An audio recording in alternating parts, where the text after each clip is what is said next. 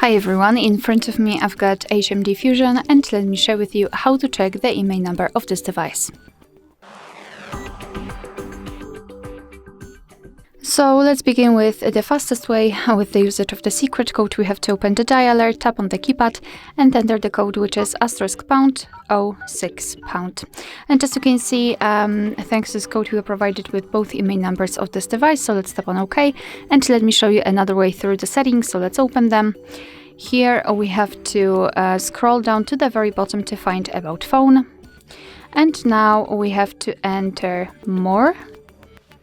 And as you can see right here, we've got both Imei numbers for both SIM slots. Of course, we have to tap on them to open the exact number. Alright, so that will be all. Thank you so much for watching. I hope that this video was helpful, and if it was, please hit the subscribe button and leave the thumbs up.